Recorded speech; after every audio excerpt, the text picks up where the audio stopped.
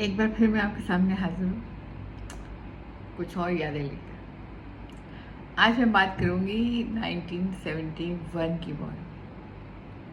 तब भी ऐसा ही हुआ था, बहुत ठंड थी। मेरे ख्याल 3 या 4 दिसंबर को वॉर शुरू हुई थी और शायद 17 या 18 दिसंबर को ख़त्म हो गई थी। लेकिन उस साल बहुत ठंड पड़ी थी और हमें छुट्टियां हो गई थी और मुझे याद है कि हम शायद 8 या 10 दिन घर से बाहर नहीं निकले थे क्योंकि इतनी ठंड होती थी कि घर से बाहर जाने को मन ही नहीं करता था। उन दिनों में कोई हर जगह पे जो गर्म करने के लिए अंगीठी होती थी कमरे की, तो हीटर वगैरह तो इतने होते नहीं थे। तो हम क्या करते थे कि किचन होता था हमारा बाहर आंगन के साथ, तो ठंड बहुत लगती थी। तो क्या करते थे, या तो पराठे तंदूर से मंगवा लेते थे और या फिर माँ के साथ पराठे बनाकर कमरे के अंदर आकर वही अंगीठी के ऊपर कुछ ना कुछ बना के सब्ज़ी या पकौड़े कोई ऐसी चीज़ गरम गरम जिसके साथ पराठे खा सकें। और साथ में क्या होता था, कश्मीरी चाय, जिसके बारे में मैं आपको उस दिन बता रही थी। सच मानिए, ये छोटा सीधा सादा जो भोजन होता था ना, उसमें क्या मज़ा आता था।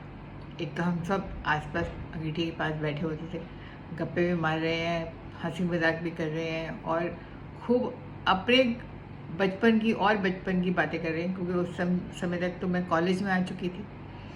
तो हमारी माँ अपने ज़माने के किस्से बताया करती हैं कि जब नमक तोड़ो कानून शुरू हुआ था तो बच्चे क्या करते थे, हम लोग क्या करते थे, क्योंकि वो लोग तो कोतवाली में रहते थे, क्योंकि जो मेरी मम्मी के नाना थे he was first deputy director of police से, तो उनको ऐसे जाना भी अलाउड नहीं था, क्योंकि जो उनके नाना थे वो अंग्रेज़ों के हिमायती थे, तो वो चाहते हुए भी कुछ नहीं कर सकते थे।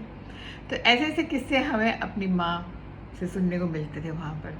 और फिर वही था कि उस जवानों की मदद करने के लिए सारी जनता आगे तैयार रहती थी।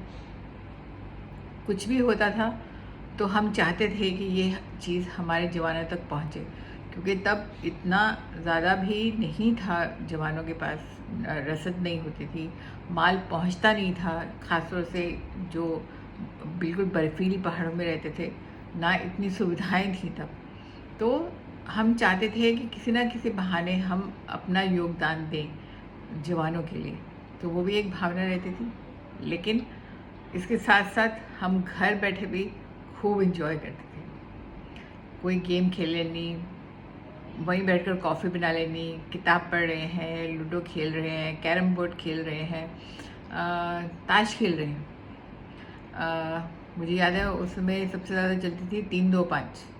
तो उसमें क्या होता था, आपको याद रखना पड़ता था कि आज अगर 3-4 लोग बैठे हैं तो वो कौन सा पत्ता गया है और कौन सा अभी आने वाला है, तो माइंड को शार्प करती थी।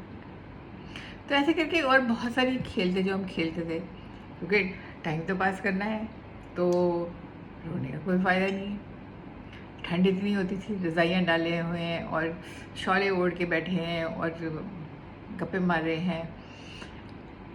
पर एक बात थी कि हम उसमें भी खुश थे। सुविधाएं ज़्यादा नहीं थी, लेकिन फिर भी हम खुश थे, क्योंकि हम अपने परिवार के साथ थे। सच जानिए, परिवार के साथ रहना एक अपने आप में अजीब सा ही सुख होता है। आपके पास पैसा हो ना हो, अगर आपके परिवार में प्यार है तो सब कुछ है। आज मैं महाभारत में ये देख रही थी, उसमें वो कह रहा था कि हर परिवार में एक फूलों की माला होती है, लेकिन फूलों की माला जैसे धागे के साथ पिरोई जाती है और वो धागा दिखाई नहीं देता है। दोनों मिलते हैं, दोनों के मिलने से ही माला बनती है। अगर एक कहे कि मेरा ज़्यादा महत्व है, दूसरे का नहीं है, तो ऐसा नहीं है। लेकिन जो प्यार की माला बनती है एक परिवार के साथ, वो ही जोड़े रखती है, दिखती नहीं है।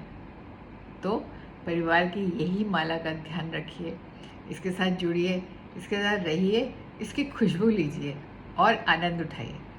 आज इतना ही। धन्यवाद।